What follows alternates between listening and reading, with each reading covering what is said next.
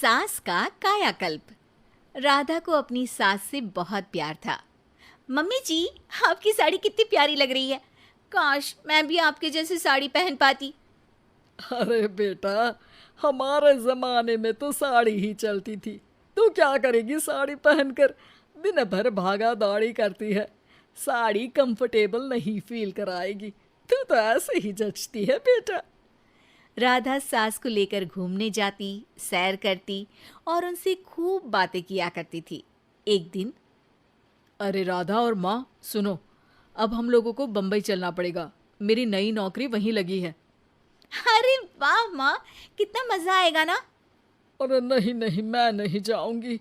बड़ा शहर, बड़े लोग, मेरा दिल नहीं लगेगा। अरे माँ, मैं हूं ना आपके साथ। और सारा परिवार बड़े शहर में शिफ्ट हो जाता है। एक दिन, राधा, तू भी अब नौकरी में जाने लगी है। मैं तो बोर हो जाती हूँ। सोच रही हूँ आसपास की औरतों से दोस्ती कर लूँ। हाँ हाँ माँ, और क्या, यहाँ की औरतें तो किटी पार्टी और बहुत सी फन लविंग एक्टिविटी करती हैं। तो बेटा, दो चार फन लविंग से मुझे भी मिलवा देना। बहू सास के साथ बाहर निकलती है तो देखती है कि सास की उम्र की जो औरतें टहल रही हैं, उनका पहनावा ओढ़ावा सास से बिल्कुल अलग है। लेकिन फिर भी राधा एक औरत को रोकती है। Hello aunty, how are you? Oh great darling. Aunty, हम लोग यहाँ नए शिफ्ट हुए हैं। ये मेरी मम्मी है। क्या ये कल से आप लोगों को ज्वाइन कर सकती हैं? वो औरत सास की तरफ बड़ी ही अजीब नज़रों से देखती है, फिर कहती है, अब ठीक है, कल से भेज देना।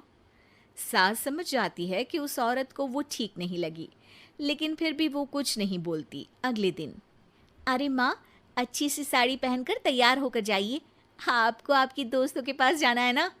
और नहीं नहीं, मैं सोच रही हूँ घर पर बैठकर टीवी देखूं। वैसे भी रामायण का नया एपिसोड आएगा। नहीं माँ, आप जाओ ना, लोगों से मिलो, बात करो, अच्छा लगेगा। ना चाहते हुए भी सास उन लोगों के पास जाती है, लेकिन सभी सास से बुरा व्यवहार करते हैं। सास मुंह लटकाकर घर आ जाती है। बहू समझ जाती है कि सास को कुछ हुआ है। वो रोज सास को पार्क में भेजती, लेकिन सास रोज मुंह लटकाकर वापस आ जाती।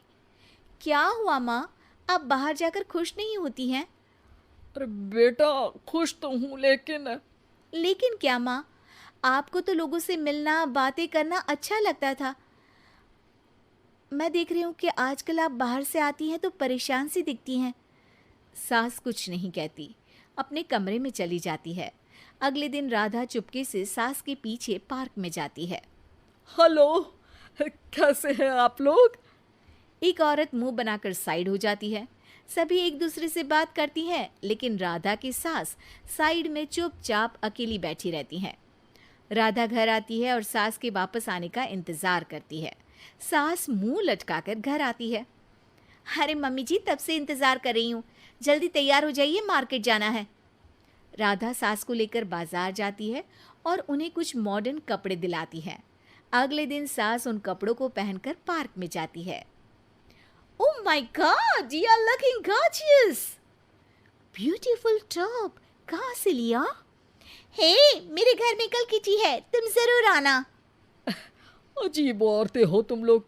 मैं रोज आती थी, तब तो तुम लोग सीधे मुंह बात भी नहीं करती थी। आज इन कपड़ों को देखकर तुम मुझे घर बुला रही हो। लेकिन सुनो, अब मुझे तुम लोगों से कोई बात नहीं करनी और ना ही दोस्ती करनी है। अरे तुम तो बुरा मान गई। वैसे दोस्ती नहीं करनी थी तो ये कायाकल्प क्यों किया? ये मेरी बहू ने किया है। मैं यहाँ सिर्फ ये देखने के लिए आई थी कि तुमको मुझसे समस्या है या मेरे कपड़ों से। कपड़े तो बदले जा सकते हैं। अच्छा चलो, जो भी हो, अब हम लोग तुम्हें अपने साथ रखने को तैयार हैं। लेकिन अब मुझे तुम लोग नहीं पसंद। ये बोलकर राधा की सास वहां से चली जाती है। वाह माँ जी, आज तो आपका चेहरा खिला खिला सा लग रहा है। लगता है आपकी सहेलियों ने आपको अपना लिया। हाँ, वो तो अपनाना ही था। दिखावे वाली जो है वो, मेरे कपड़े बदलते ही उनका दिल बदल गया। लेकिन आज मैं उन्हें मना कर आई, अरे क्यों माँ जी? क्योंकि उन लोगों को मुझसे नहीं मेरे कपड़ों से दोस्ती करनी थी। वैसे मेरे पास तो तू है ना, मेरी प्यारी बहू, मुझे किसी की जरूरत नहीं है। अरे नहीं नहीं माँ जी, आप ऐसा क्यों सोच रही हैं? बेटा ये गलत भी तो नहीं है, जैसा देश वैसा भेष। क्यों? ठीक है ना माँ, अब जब ये हम लोगों का देश है तो क्यों ना हम यहाँ का भेष अपना ले। हाँ हाँ जरूर, मैं तो तैयार हूँ। समय के साथ खुद को बदलने में कोई बुराई नहीं है, लेकिन कहीं नकल के चक्कर में बंदर ना दिखने लगूं। खैर, बहू लग जाती है सास की कायाकल्प।